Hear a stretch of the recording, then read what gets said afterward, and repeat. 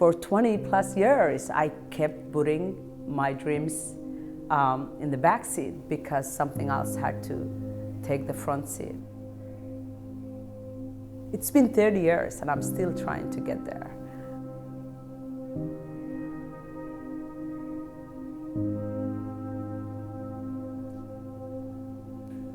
I came to America because I grew up in an era where America was really beloved in the world. You know, America was considered to be this, you know, righteous big brother that cared about everyone, and anyone who ever felt out of place or didn't belong had a place in the world, and that was America.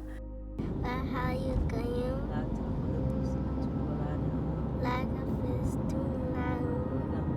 I was one of those people when I was growing up as a little girl in Somalia.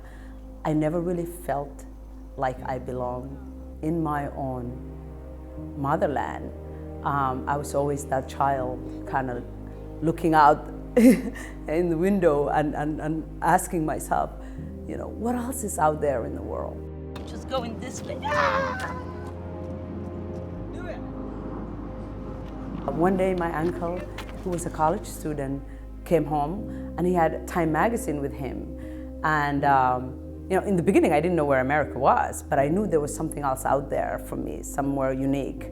And then one day he brought this magazine and my goodness, and I started looking around. I'm like, that is America, that place that has every shade of humanity.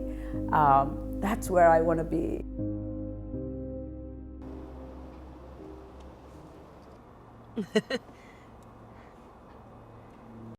Us where we want to do it, and I don't know the location yet. Oh, it's Chinook. It is going to be Chinook? It's going to be Chinook. Okay, They said cool. It's okay. Perfect. Yeah. So we can But use I mean, a gym or something. Yeah, oh, so that'd be great. Okay. Yeah. I love humanity, and most of us love humanity. I mean, we are so much closer than we think, and I think the world has come a long way to leave, you know, all the so-called, you know, us versus them notions behind. The way I see it, we belong together. Muslims are just like anybody else. And the only way for us to know one another is for us to actually sit together and share a meal.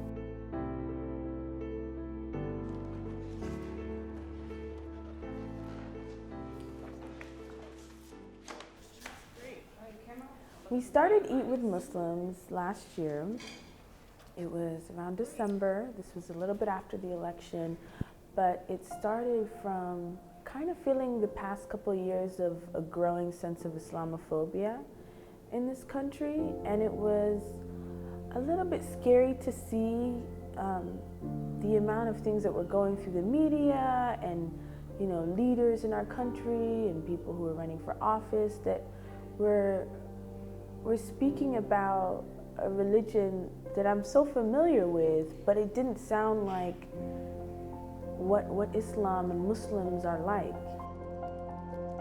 You know, we decided a good way to counteract Islamophobia would be to go out and reach out to our neighbors, you know, meet with people and show people that we have the same stories to tell. We live, you know, the similar lives right here in King County and Seattle and in, you know, Minneapolis or Texas or wherever you are. Muslims all over, we are just as American, and you know, we go to school, we work, we have children, and we wanted a way to just show and share our stories.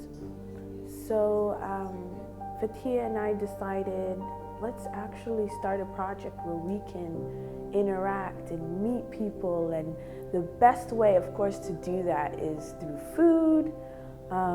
Who doesn't love a good meal? And we have so many great cultures that we can share. Like my brother. He's my brother. I don't know how he turned out like that. It's very, very important for us to find a way to actually come together, because we live in a world where we don't know our neighbors, you know. we might not hate anybody, but because we live in a very busy lifestyles, that we tend to just don't take the time to look around. And we're realizing now that that is the problem. That's how we get here, where we are right now. This channel, I'm like, okay, and I turned it to the channel. So if you're ever, inclined to host a Eat with Muslims dinner, please let them know, because then they'll make no pressure. Yeah, no pressure. Just open your home. That's all, and invite all your friends. It is so easy to dehumanize those whom you don't know. But once you know people and you hear strange stories about them, you're like, no, that's not the people I know. I'm a great student of world religions, and there are absolutely no Muslim people in my life. This is a great opportunity for me to have some connection with Muslim people, and I'm just very happy to be here. So for the next year, we have really great big ideas, because we've gotten to interact with people and had so much great feedback. We also have a lot of growing to do, and that's why we want to see this become a national thing, where people in Iowa, people in Florida, people in New York, or Arizona can get together with Muslims and non-Muslims alike, have a meal in their home, in a church, in a synagogue, in a community center, wherever, because we have had dinners in all of those places and all of those spaces that makes everybody feel comfortable. So we want to be able to duplicate that and have people meet from all of these places, and we see a really big future. Thank you so much, and please join us again. Okay, thank you very much. Anytime. We'll bring all the crazy. Yes. I think it's the time, and it's so important for us to tell our own stories, that this is the time now. This is the time where we can say, hey, I want to shake hands with you, and I want you to get to know me, because we don't really have a choice anymore. We want to show that we're Americans, and it's up to us to do it. It isn't up to anybody else to tell and to shape our narrative. So this is a really great way to continue building this project into a nationwide thing, and we want to keep getting the support of our community and communities all over.